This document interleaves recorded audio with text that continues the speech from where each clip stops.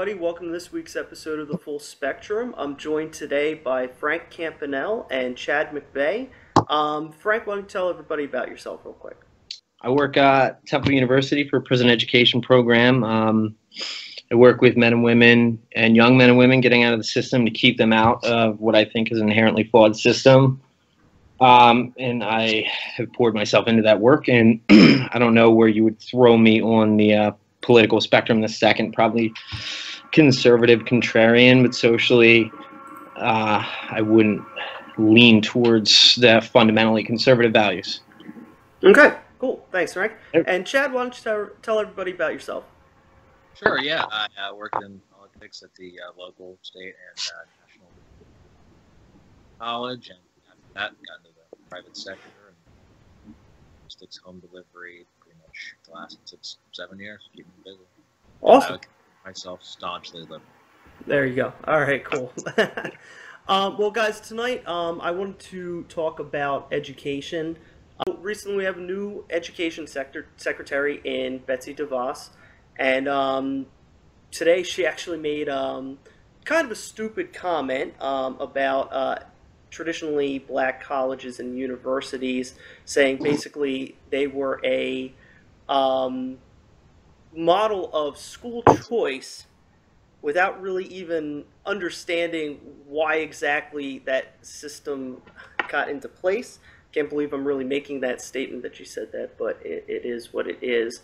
I wanted to get your guys' reaction on that. Chad, did you hear that statement today? I did. I was kind of blown away by it. And just to show when you appoint a totally incompetent, unqualified person to a role like that, you're going to get statements like this. Yeah, absolutely. Frank, did you see it too? I did. And I am blown away by the level of ignorance and disconnection to issues of race and diversity, in addition to a baseline of intelligence relative to her post. Yeah, the question I have to ask is, how does somebody with no experience in education, who never even went to a public school, wind up as education secretary? Chad, why do you think Trump chose Betsy DeVos? You and your family members give hundreds of millions of dollars to the Republican Party, and then you get to pretty much write your own ticket. Yeah, basically. So let's take a look at what Betsy DeVos has done. So basically, yeah, one stat I saw was $17 million to Republican politicians since '89. I mean, that's... And she actually had a quote from The Atlantic in '97. I'll read this to you guys. "My family is the largest single contributor of soft money to the National Republican Party. I've decided to stop taking offense at the suggestion that we are buying influence," she wrote. "Now I simply concede the point. They are right." So it's not even a situation where this person tries to hide that they bought a post, but are pretty much, are almost seem proud of it. Should we be disturbed by this? Well, yeah, I maybe just thankful she's not in charge of the nuclear weapons, you know. But that's just Rick Perry's job. Yeah. Oh, Jesus Christ. That's not going to help me sleep better at night. I can tell you that much. Yeah. So Frank, I'll ask you too. You know, how. So we take a look at what I'm going to shift to is what she's done in education, since we talked about what she hasn't. The first thing that she's an advocate for, big-time advocate in Michigan, is charter schools. And I wanted to talk about the role of charter schools in education. Frank, do you think charter schools are helping public education system?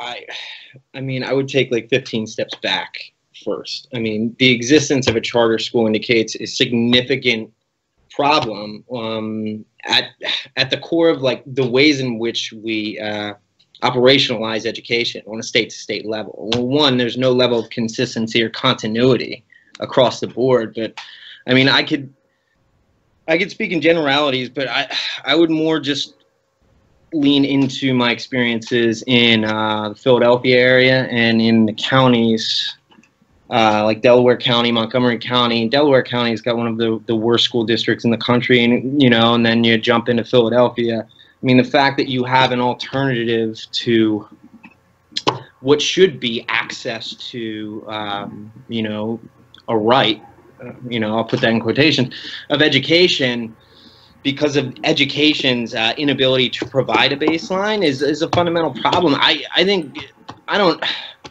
But however, dude, I mean, this is indicative of so many other problems. So I can't, like, charter schools, the existence of charter schools, I don't think in and of itself is a bad thing. That might drive some sort of competition, some sort of value add for existing schools to think outside of the box to, attract more students. But at the same time, man, like, there's no other options for some people, so I don't really have a position, because I think to have a position on charter schools is like an indictment on our education system. So I don't, I would throw that to everybody else and direct me wherever you want. But okay. Well, I just wanted to get a baseline of what your thoughts were on them. Chad, what do you think? Yeah, I'm not a big fan of charter schools at all. I think they represent the privatization of public education. It's at a time when we've got real problems. I don't think taking money from the public pool and giving it off to private organizations that have little to no accountability in many cases is really the right solution. Yeah, you know what? You touch on something there, Chad, that's very good. Charter schools are not held up to the same standards as public schools. Oftentimes, they can do pretty poorly on standardized tests, but still get their charters renewed. Something that we see in Philadelphia all the time. And also, parents often will not want the charter schools coming in, and it will, and the district will move forward with it anyway. As far as school choice goes, is there any validity to the philosophy behind it, Chad? I don't think so, because I don't think they're representative. They're able to pick their own students. They play by a different set of rules, and those different set of rules aside, they also have almost always engaged parents, which is not always the case. Try as they might in a lot of cases. A lot of parents in inner city and failing schools aren't able to support an education or supplement an education in the home the way some of these students who are going to fancy charter school would be able to to have. So I think there's still a favor in imbalance, a tip toward the privilege. Okay, and I would completely agree with that. I think it absolutely caters to the privilege, and I don't think charter schools are beholden to the same set of guidelines or oversight that a public school would be. However, I completely understand the existence of charter schools, regardless of whether or not I am an advocate for them. If our education system wasn't so fundamentally flawed, in most states, and I can just speak for Philly directly, you have the same pool of tax dollars resourcing schools and prisons, and then the metrics by which govern federal funding, which is your standardized testing, that are inherently flawed and racist and discriminatory on so many levels. That could be an obstacle to more funding. So you have these schools that are literally dying, that are staffed with Teach for America kids, children that have no idea what the hell they're doing. I'm not going to send my kid to that school. I go in and out of these schools every day. I will support them. I would never send my kid to that school, because I know exactly what the level of education and the experience is. In addition to the unions, and in theory, I've been a shop steward on 3 different unions in the city. I'll tell you, the education union here in Philadelphia is a shit show, and it is an abhorrent practice. And I completely understand the existence of charter schools. Yeah, I think they funnel away money and cater to the privilege, and that's what happens when you commodify a public service. I think that's wrong too. But what do we do here? Because you have to have an option for parents who give a shit about their kids, that don't want their kids' future based on a lottery, to go to a school and have access to an education. Yeah, I would agree with that, absolutely. But, one thing that also happens, there's a school district outside of Philadelphia called Chester Upland School District, and they had an issue where basically the teachers were working without pay for months because they were funneling 45% of the state funding for the district into 2 charter schools. And it was taking away from the rest of the district. Chad, how do you think we can fix some of these funding issues in these school districts? What do you think we can do to make it more equitable? Right. I think one of the biggest problems, nationwide in a lot of cases with the way we fund public schools is the way we fund them, right, through property taxes. So if you come from a nice neighborhood, chances are you're not going to have a failing school. It's ridiculous. It's this obscene, outdated patchwork way to fund the most vital service our government provides. Yeah, absolutely. I would agree. Frank, what do you think? I would echo that sentiment 100%, but I would say stop, funneling that property tax into building cells and stop using standardized testing as a metric by which you start to make plans and allocate funding 10, 20 years down the line to build more cells. And I think, yeah, I mean, dude, it's broken. I mean, how you can make this the system more equitable? That's a good question. You would have to decommodify the system first and foremost because charter schools have an ancillary funding stream. They're not completely reliant on federal funds, state funds. So, Devos is going to come in here and want to privatize everything. She's going to want to move towards the voucher system. She's going to want to move towards, well, let's breed competition.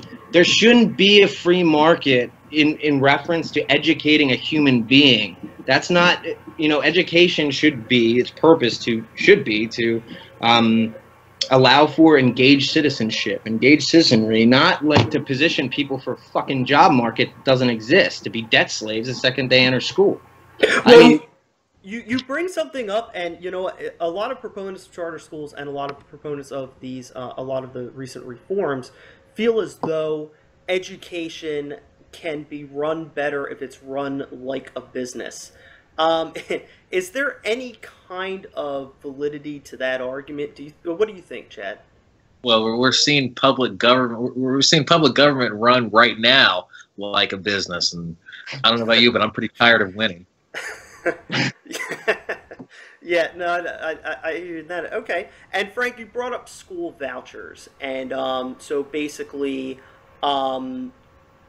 it would be a system to let kids leave the district, the school they're in, to go pursue another school, maybe outside of the district. What are your thoughts on that, Frank? Logistically, it won't work. Financially, it's not feasible because there's not enough of an infrastructure in place to get the schools in an existing district to the school. They can't even hire bus drivers. They don't have enough money to maintain the buses. So I mean, I'm just starting there.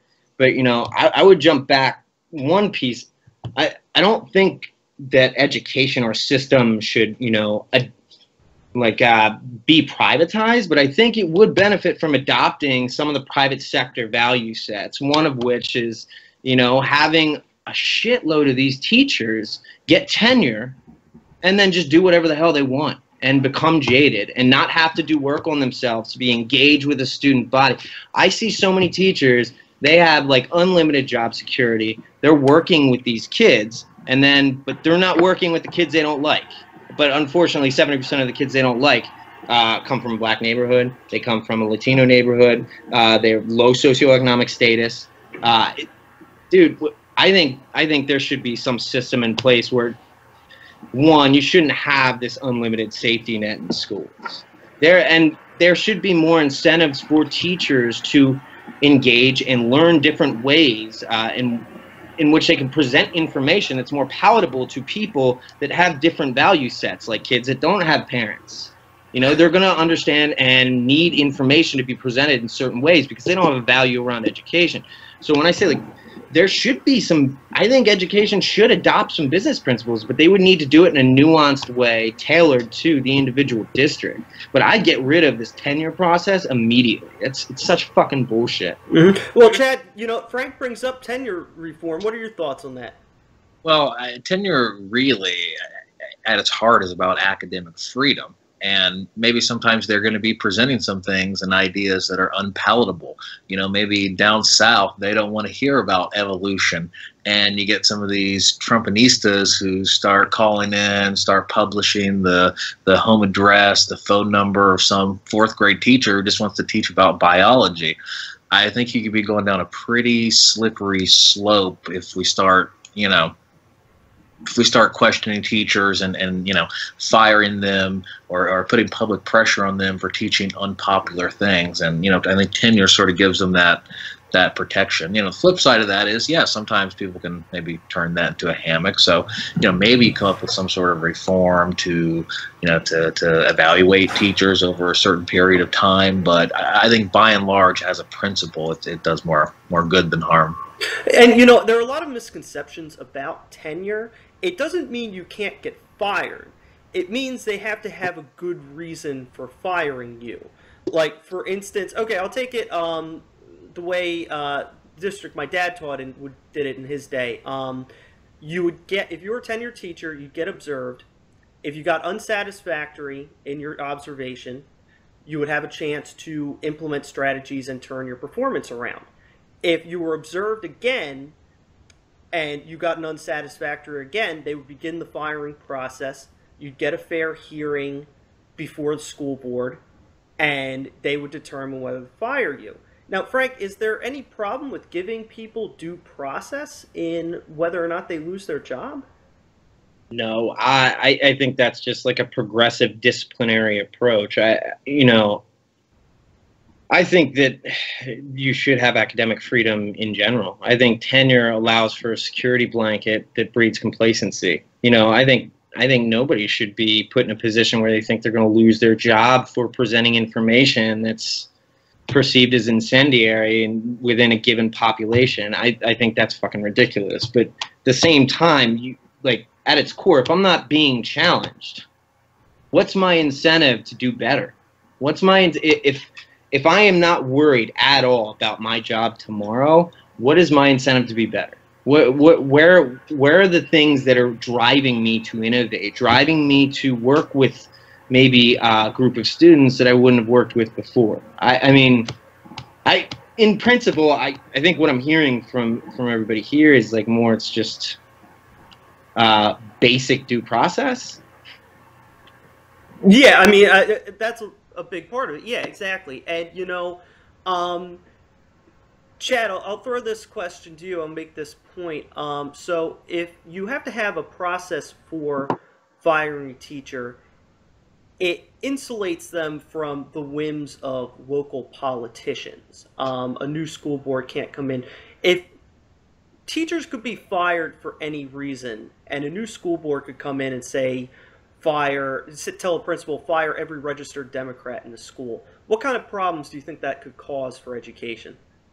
Sure, some pretty great ones for the Republic as a whole, I would say. You know, I mean, it would be a very slippery slope, but not a very long one, right? I think we would see the effects pretty quickly if people were being fired right and left across the country for, you know, espousing unpopular ideas, whether it be on evolution, maybe LGBT equality. In the era of Trump and alternative facts, it wouldn't take long. No, probably not. And also, you know, a case study I could tell you about when I worked with the Young Democrats in Delaware County here, we had a member. He could never really become officially a member because he was a registered Republican.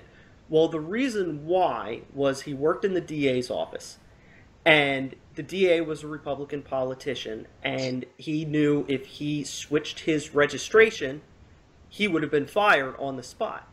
Here the guy was, he was an excellent prosecutor, worked children's cases. His political affiliation would have been more important with his boss than his performance in the courtroom as a prosecutor. And that's probably something you don't want to bring to education. I think we could all agree on that. You want to kind of insulate public employees from the whims of the politicians that they're working under, otherwise it can cause chaos. I want to go back to Betsy Devos, and I want to talk about her confirmation hearing, which, I mean, that was must-see TV. That was some good stuff on there. Chad, what were your thoughts? What did you take away from that whole process? That was really something. She sort of exemplified the worst, the best, whatever you want to call it, of Trump's nominees, right? Wealthy and completely out of touch. Some of the answers to very basic questions that she couldn't, she had no answers to. It was shocking that someone like that could get that far, could even get that close to power when she didn't know basic, basic testing methods, virtually anything about education in general. It was shocking. You think they could have found anyone else, right, who's willing to pay money to the Republican Party and knows maybe a little bit more. Even if you had gone with Michelle Ray, she was the former chancellor of the D.C. schools. I'm not a fan of her policies, but Christ, she was in the running. At least she's got some experience in education. She knows what the process is. I mean, even if I don't agree with her, I could have slept easier knowing that somebody who knows what they're doing is involved in public education. Yeah. Yeah. At any level, she's completely inexperienced at any level. And when you saw Al Franken questioning her about some of the metrics, just very, very basic debate in public education, for her to be completely clueless, that means not only does she know nothing about the topic in general, she couldn't even be bothered to pick up a briefing book or, I don't know, Google it before. Yeah, I mean, they could have at least maybe sat down and talked with her about some of the issues. You'd think they would have prepped her for it, I don't think she cared, dude. I honestly don't think she cared. I think she already knew she had the position. They wouldn't have put her up if they weren't pretty sure that they had the votes, which is ridiculous with the supermajority. How you can not be sure if you're not. Well, I mean, they only have 52 votes in the Senate. Well, they still needed Pence. They still needed Pence to come in and break the tie. They did, and that was unprecedented. Yeah, that never happens with a cabinet post. Dude, this is a problem. I mean, Bannon said it at CPAC the other day, one of his rare appearances. Like, I think a lot of the point of these appointments is to deconstruct the requisite department that they're charged with, heading. And, it's not just deconstruct. It seems more like destruction to me, and this is coming from a conservative. I am way for, let's just disaggregate this bureaucratic bullshit, especially as it's associated with education. But this is dangerous. I mean, there is no, when we touch on these issues, there are too many intersecting issues, and especially with education's the fix to everything. If you're looking for a magic bullet, the magic bullet's education. In 30 years, you'll see a change. You will not see any change with any intervention except death tomorrow. There's no magic bullet in this world. Education, if you start investing heavily in education, you're going to see shifts in the so-called inner cities that Trump gives a shit about. This is unbelievable. And wasn't her brother in fucking Blackwater too? Where the fuck did she come from? She never went to school. Dude, I can guarantee she had fucking tutors come to her fucking house and then take her test for her. She went to a private Christian school. That was her. But when you're the daughter of a billionaire, you're going to only get the finest. You know what, Chad? I want to read you a quote of hers from 2001. She listed education activism and reform efforts as a means to advance God's kingdom. Also said that changing the way we approach the system of education in the country really may have greater kingdom gain in the long run. Chad, should we be disturbed by a comment like that coming out of the new Education Secretary? Yeah, I think profoundly, as someone who is non-religious, when you hear those kind of things, and you think about someone like that with their hands on the levers of power, it's genuinely frightening. Think about where we might be in 3 to 4 years after she's had time to inflict her views on the rest of us. It's genuinely frightening. Trump wants to build a wall. He should start with between separation of church and state. Yeah, absolutely. And Frank, I know you're more of a religious guy. I understand that. So I want to ask you: should religion have any place in public education? Well, look, you're talking to a minister's son. You know me a little bit, and you've heard my sailor's mouth the whole time. I think that the separation of church and state is a doctrine that the Danbury Baptists in 1782 wrote a letter to Thomas Jefferson indicating their fear that the government would usurp their religious liberty. And I think the ways in which we perceive it and talk about it's really problematic. But I think religion, the way we should teach religion in school is, I think you should give equal go at every religion in a theology course in school. I don't think like an overarching. I don't know. I'm really sensitive around shoving one's ideological proclivities down somebody else's throat, especially ones that are religious in nature. I think that's immensely problematic, especially with the ways in which it contradicts a lot of the core, like, practicums of education, like science and mathematics, you know? Like, you have a lot of fundamentalist Christians and a lot of fundamentalists in other religious sects indicating, this is anti my belief system. Well, go fuck yourself. This is a public school and you need to learn how to add. So, I mean, I would take into account, I would lean into what this Pope just said recently, where he was indicating that the Big Bang could have been creation. Why is science and religion not mutually exclusive or inexclusive? Why can't we start, thinking beyond some of these dogmatic ways that we project this? But no, I mean, I think it would be fundamentally problematic if she walked into every school with the stroke of a pen and said, everybody's got to start praying in the morning. I think that would be a shit show in this country. I think every school district will close down, most likely. And, thinking more with some of the things she talked about in her confirmation hearing, Chad, she had some interesting things to say about the Individuals with Disabilities Education Act. What were your thoughts on her responses there?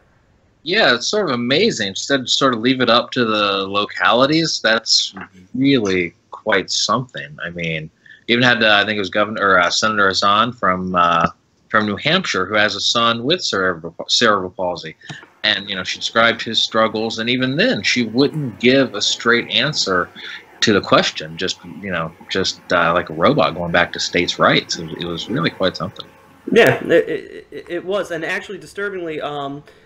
Did you hear about what happened with the Department of Education website after she took over? That they took down a lot of information on the act as a resource to parents. Yeah, that was ridiculous. Taking a look at I mean, there was just so much great material out of this. I mean, I don't think a sitcom writer could have come up with some of this stuff. I mean, she actually the best was the quote about guns and grizzly bears.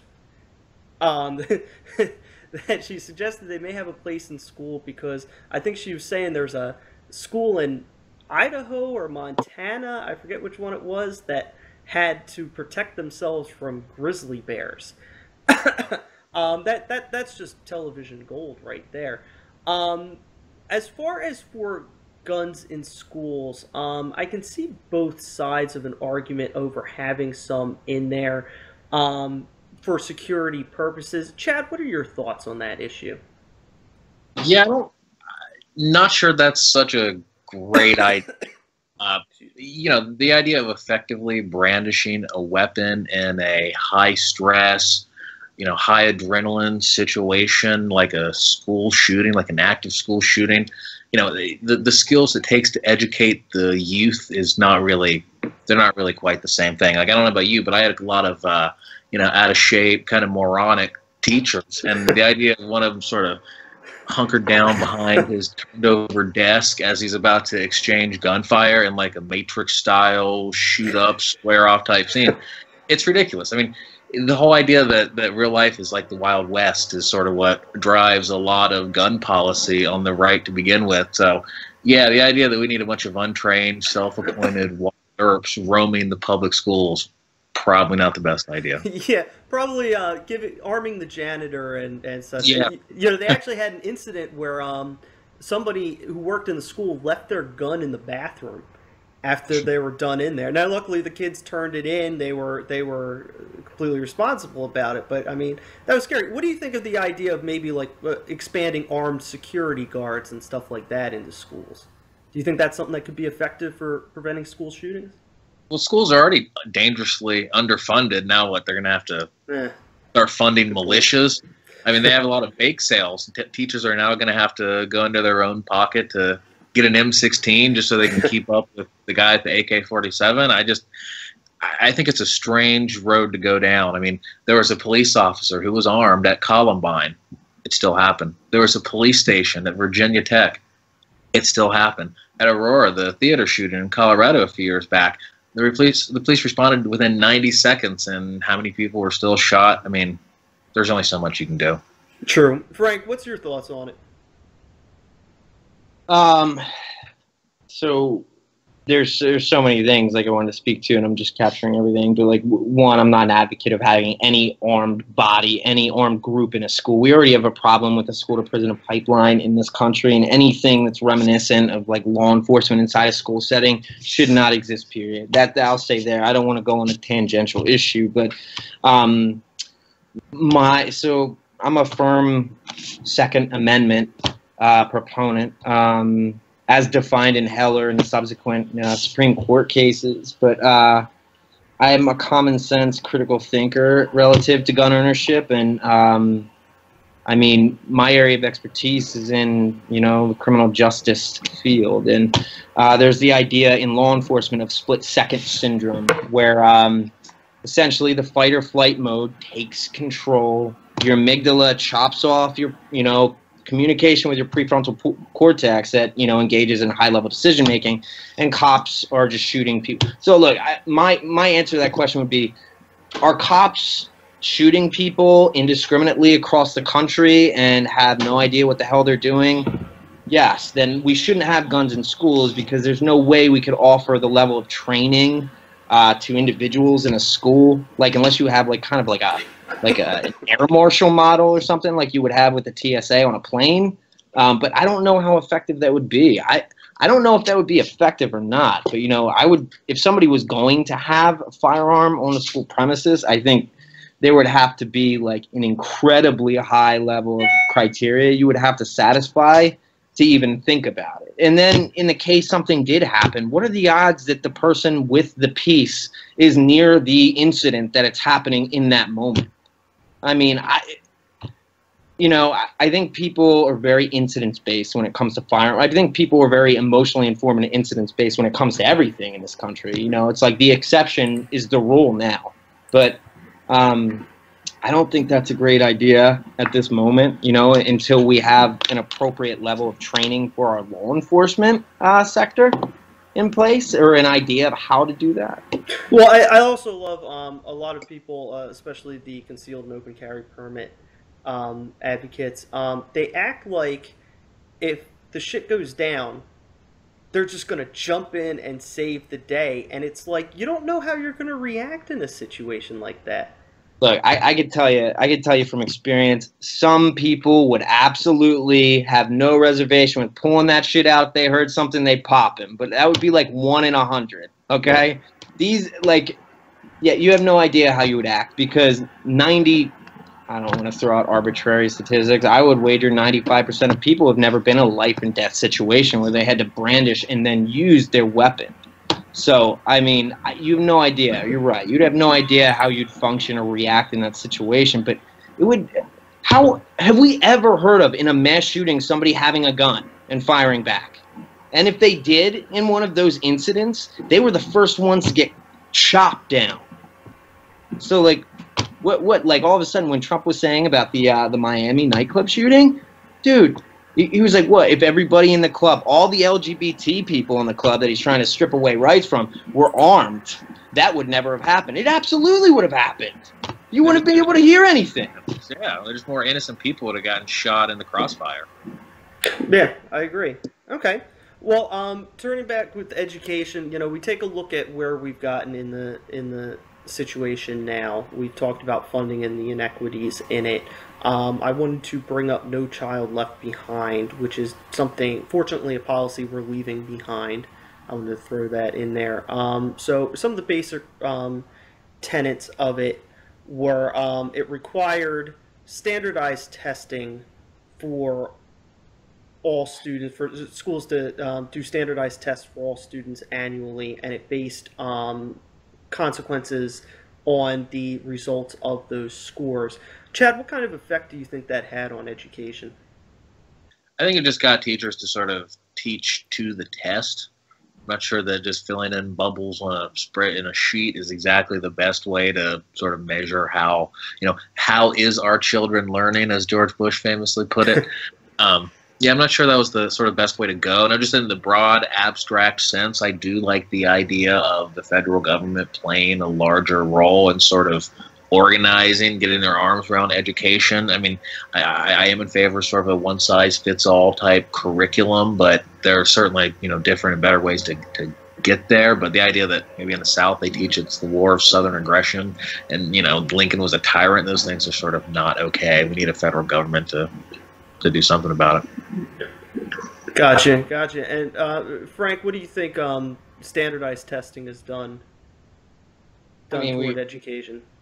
We were talking about this earlier. I think it comes down, well, there's a couple factors. I mean, if your funding stream and your job many times is on the line as a result of like what my kids are scoring on an arbitrary test, that's problematic. That's why we have teachers across the country that are like serendipitously in lower income areas like forging test results, because you have a student body with a different value system. You have first, I don't know anybody I've ever talked to that told me they liked standardized tests or thought it was an effective gauge for somebody's actual intelligence.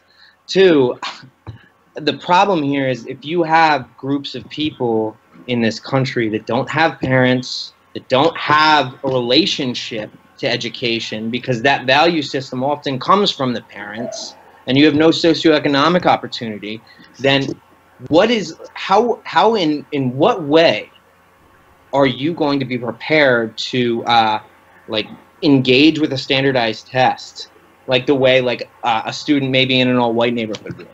So I think it reinforces disenfranchisement, and I consider it tantamount to Jim Crow, to be honest with you. I mean, that's what it feels like to me. It just seems like a nuanced, malicious way to further disenfranchise portions of our population. Well, yeah, I think we all agree that it's probably not the best metric to use. Chad, do you think there's a better alternative to using standardized test scores for assessing schools and teacher and student progress? Yeah, I don't know. I mean, when you test. When you teach sort of to the test, it has the teachers sort of worried about the middle, right? They're not really worried about the top achievers so much because they know they'll be fine. They're not worried about the bottom of the bottom because they know they probably aren't going to make it. So it sort of too narrowly focuses maybe the teacher attention as a whole onto the middle versus all the students. So I'm sure there's a better solution out there. That's certainly not the right one. Okay, and Frank, what do you think as far as alternatives to the standardized test system for these metrics? They're nothing outside of the government systematically providing research and federal grants into the social sciences. So you could start grading on a curve and start looking at each district in a way that takes into account a variety of factors that would impact somebody's education. Because if you truly want to measure what does it mean to measure what the information that people are taking in? What does that look like? Right now, it's just filling out a fucking Scantron and then turning it in. I've worked with kids that have failed out of high school that take the GED test in Pennsylvania now. That's almost as hard as the SATs that we took as a kid. And they got perfect scores on it because if these guys in schools, guys and girls, guys is not a sex term, and I don't want to be feminist, but these guys and girls had tutors to actually teach to these tests that worked with Princeton Review and all these organizations that divvy out these standardized tests. I guarantee they would pass with flying colors. It's not hard to crush a standardized test. You have to there are very look, and there's gray area here. I don't want to go on generalizations, but no, it's a problem. But you know, if you want to solve this, you'd have to gauge, like, you know, here's all the factors affecting the student body. Well, you know what? I'll ask this question to you because you're touching on something important here. I've heard from teachers that oftentimes they'll have students just fill out the bubbles and go to sleep because they know it doesn't affect them. Is there a way that we can start holding up students to a higher level of accountability as well? No, what, dude, that is so disingenuous, and that is the problem right there, I think, because you have teachers, that's a value set, that's the master race value set. Be accountable to my value system, fill out my test the way I think you should fill it out. The kids that aren't doing well in these tests, that are falling asleep, not filling out the bubbles, they don't have a value system around this. And what we're trying to do is coerce millions of children around this country to develop a value system around what I think is right. Well, I'm thinking beyond like the standardized tests. I'm saying academically in general, do we hold kids up to a high enough standard as far as their own achievement and pushing them to achieve more? Sure. Does it matter if it doesn't play out in the community, though? I'm sorry. Go ahead, brother.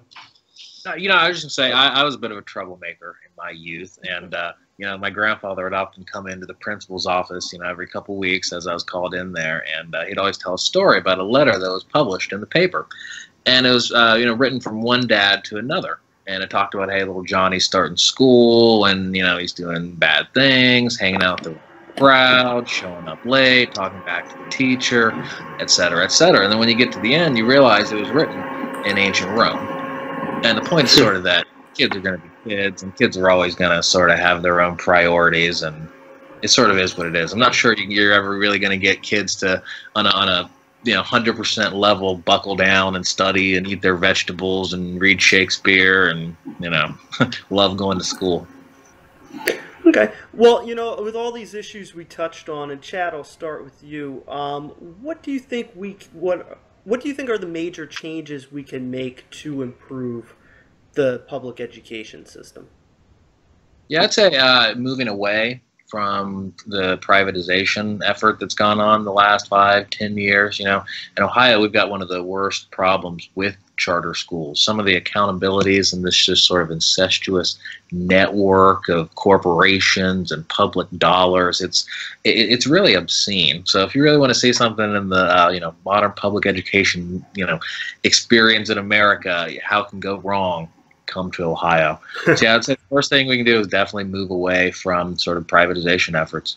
Okay, perfect. And Frank, what do you think? What do you think are the changes we can make to improve the education system? I mean, we could talk all night. I think, you know, in the short term, I would have people with the interest of the student population in mind take a look at every one of the contracts that private entities make with state governments. So the charter schools, I'd take a look at those contracts and then rewrite those contracts, say, we're not going to pay you anymore unless you meet this criteria, and this whole culture of exclusion that's happening in these spaces needs to stop. Period. You know, I know you have X amount of spaces, but here is an alternative that you can use that's much more rooted in fundamental fairness. But two, I would take a look at unionization. I would take a look at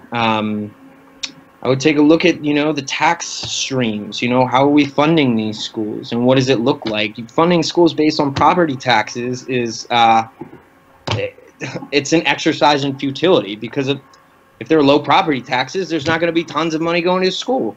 And then if there are low property taxes, there's going to be more prisons in those areas that steal from that same pool of tax dollars in most areas. So I would take a look at the tax code, and I would take a look at I would take a look at the ways in which we compensate people in the education field. I would advocate paying them a living wage. I would advocate taking care of them so they don't have to worry about their bills outside of work. So when they come and perform this invaluable task, and that's an understatement, of educating the youth, I think they should be taken care of. You know, and I could keep going. I could keep going down the line, but I mean, it's not a quick fix. I'm not necessarily an advocate of abolishing like privatization as a whole. As long as you hold them to the same standards, then I think you'll have a free market that's not fundamentally corrupted. What we have now, this isn't a free market. This is way more fascist-like in my take. Okay. Well, something Trump did recently that I wanted to touch on was he reversed an executive order by Obama stating that transgendered kids could use the bathroom of their choice in schools. So just want to read one thing here real quick. It's Title IX of the Education Amendments Act of 1972. It states that no person in the United States shall, on the basis of sex, be excluded from participation in, be denied the benefits of, or be subjected to discrimination under any education program or activity receiving federal financial assistance. Chad, I'll start with you. Do you think that Trump withdrawing this order is opening the door to discrimination for transgendered students? Oh, big time. It's unbelievable. You know, he's already contributed to this atmosphere of bigotry, of intolerance. You know, his year-long racist concert tour saw to that. But this is where he's actually putting sort of the policy behind it, and it's obscene, right? It's a solution looking for a problem.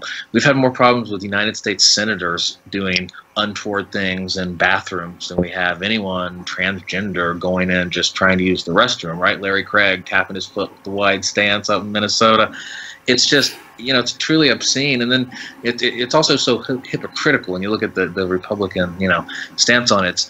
You know, anything LGBT issues, oh, what about the children? Oh, marriage equality, what about the children? The bathroom issue, what about the children? And then it's say, well, you know, maybe some children just got gunned down in Newtown with a guy with an assault rifle. Maybe we make it so insane people don't get those, and then say, well, stuff happens and people don't follow laws anyway. Amazing. Yeah. Frank, what do you think? I think it's a big problem. I would very much rather me just existing in a bubble that the feds had nothing to do with social issues, but that's not the world I live in. I think, you know, falling back on the 10th Amendment, indicating it's a state's right, states do this, that is even more problematic. I think in and of itself, you know, having a separate bathrooms for those who identify as trans in the moment is essentially outing an individual and increasing the likelihood that that individual would be victimized in a way. I think that's going to, I think it's going to be devastating. I think it's going to increase suicide rates. I think it's going to increase this idea of bullying. I think it's going to increase everything that schools have a problem with policing as of now. But you know, as there, I do think there should be lines, though, man. I do think there should be lines. I think it's going to have to come from the feds. It's going to have to most likely be like couched into an equal rights amendment. But there's going to have to be clear language, because I don't think, you know, I think it's going to be a problem too if you have an individual that's trans that identifies as masculine in that moment walk into a boys' locker room in a dress in high school. I think there are evolving standards of societal decency, but we are certainly not teaching our children to be sensitive and trauma informed around LGBTQ issues. And I think that kid will be fucking crucified. So, like, I'd like to see a little nuance and time taken into crafting some sort of policy that wasn't just individually, like, fundamentally different every state or every county if you're a commonwealth, because it's like 50 different states in Pennsylvania. So, yeah, I mean, yeah, this is a big blow to civil rights. Well, you know, we keep hearing the states' rights issue come up, and Chad, do you think this... It almost sounds to me like it's hearkening back to the 50s, to the arguments made for segregation. What are your thoughts on that? Separate equal, yeah. It's really quite something that we have to fight these battles all over again. States' rights is usually the veil behind which conservatives and Republicans will hide when they want to take rights away from people. You look at Colorado, you look at Oregon, or places that decided, hey, we as a state, well, we might like to have marijuana. Well, that's not. Jefferson Beauregard Sessions III has something to say about that states' right decision. But, when it comes to the flip side of sexual autonomy, any sort of having to do with the body, what we're going to do with our own lives, well, it's a different tune on states' rights.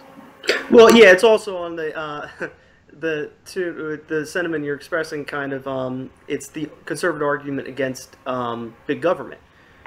No big government, unless it's decisions about your body or what recreational items you'd like to engage in and stuff like that. So, yeah, it's kind of a similar correlation there. Frank, what do you think about the states' rights argument as it pertains to this issue? I mean, yeah, man, this is Brown versus Board. That's kind of what I think about immediately. I mean, I don't. However, I don't like that this is being paralleled to the civil rights movement in the 60s. I don't think that transgendered individuals as a whole are being. I don't think that this violence is being perpetrated at a level that was racially in the 60s. And I would put that aside. But yeah, this is the veil. This is the lens through which, conservatives traditionally, that's how they take away rights. It's a state's right. But if it's not specifically enumerated in the Constitution, technically it is a state's right. So, I mean, I think there should be some sort of baseline, policy, and it's got to come from the Supreme Court. It's not going to come from anywhere else. Likely will. Frank touched on saying that we shouldn't compare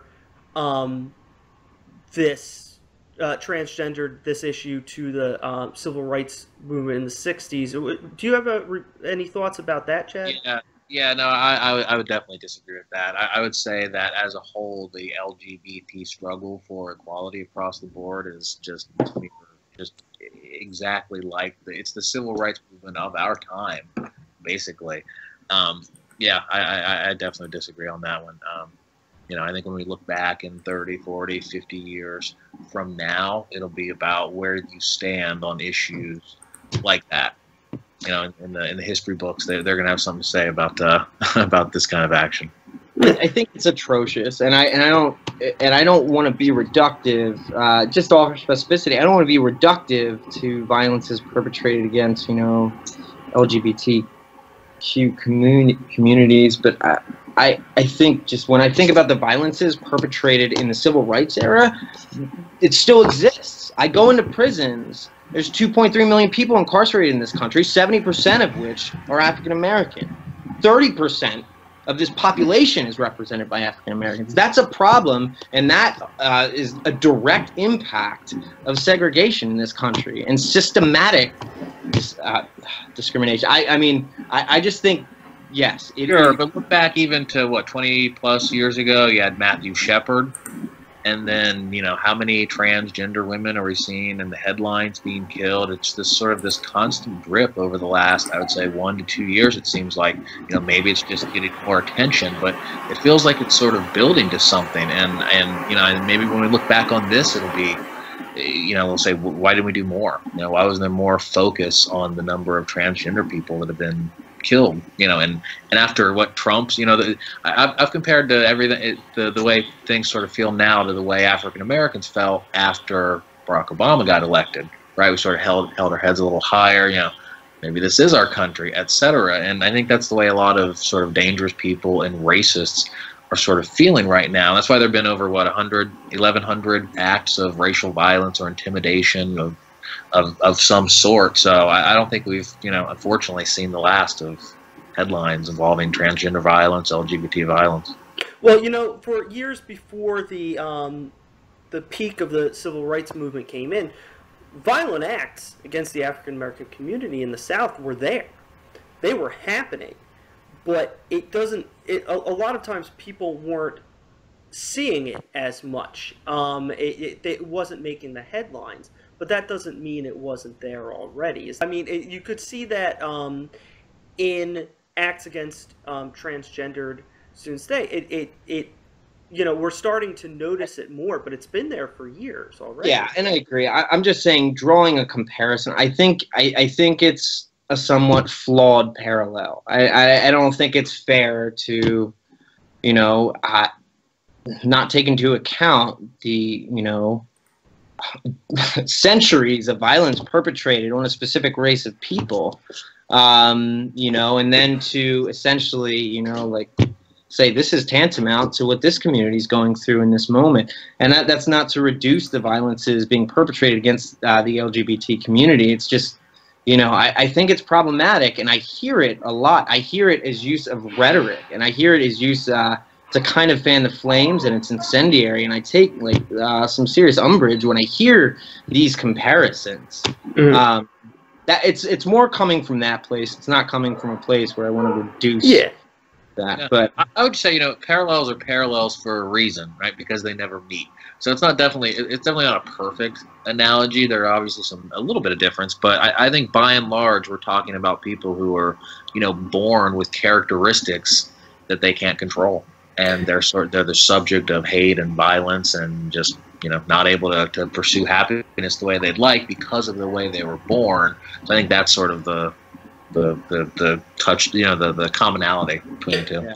And, you know, I'll give Betsy Devos credit on one thing. She did originally oppose this. Now, like a good little soldier, she, when Trump gave the marching orders, she went along with it. So basically, you know, she originally came out against it, but after a meeting with Sessions and Trump, she was basically told, get on board, and she did. I will give her credit on that little bit. At least, you know, we can see there is somewhere in there the semblance of a conscience, maybe, but a lot will remain to be seen. You know, I'll start with you on this last point, Chad. What does this rescinding this order say about Trump's supposed commitment to protect the LGBT community? Especially, he made that whole thing after the Orlando nightclub shooting, and that came up earlier. But what does this say about that?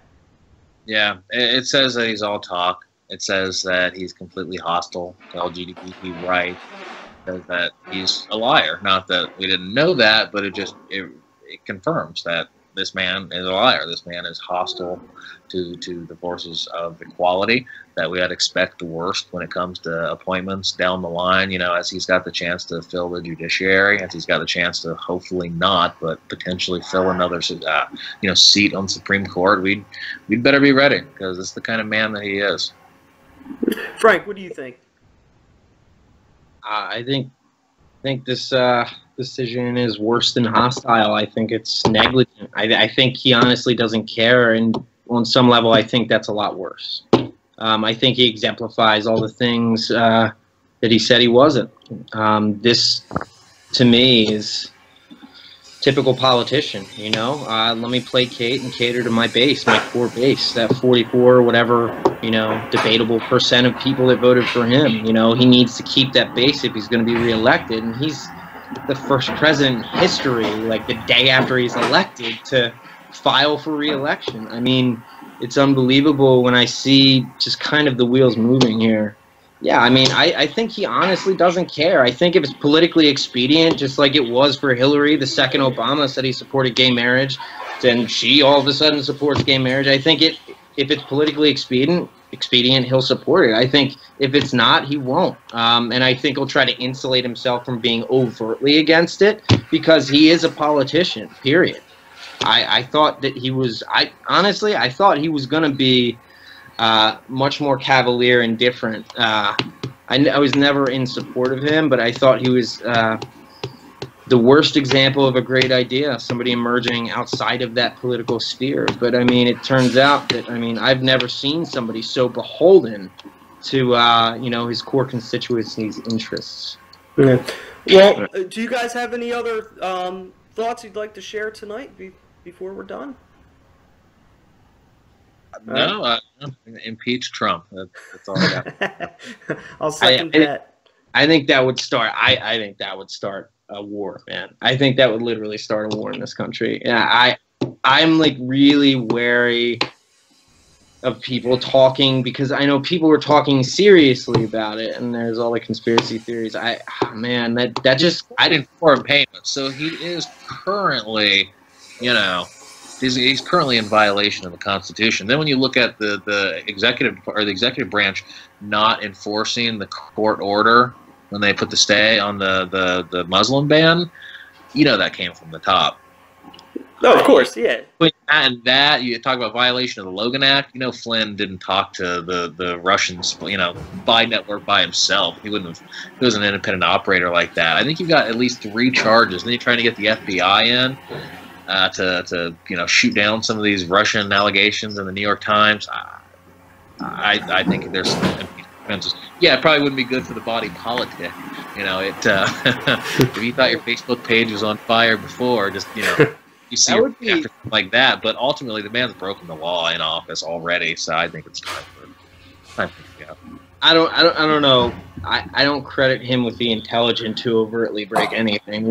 But I don't think that's the tipping point towards civil war. And I'm like, I would rather engage around that conversation. I don't know. I would love to have a conversation where we could think about, like, is there any positive impact as a result of anything he's doing, because I can't live being miserable every second. That's just kind of where I am. So I'm just thinking, how can we work from within? I mean, that's, I think Zillian approach. In the end, with how long the proceedings would take, hopefully we can have his ass out of office after the 2020 election before we even have to finish up the impeachment proceeding. So let's hope we can Pence? do that. I honestly, I have no love for Pence. He's an asshole, but I could live with him. He's predictable. He operates within the norms of Republican orthodoxy. You know what you're getting. Exactly, and he's not erratic. He doesn't scare me to the level of Trump. Don't like him, but I could live with him. Well, guys, thanks for coming on tonight, and that was a great discussion. And I hope everybody who watched enjoyed the conversation and got something out of us. And we'll read our blog post. Check us out on Facebook and on Twitter, and our blog on Blogger. Until next week, thank you, and have a great night. America.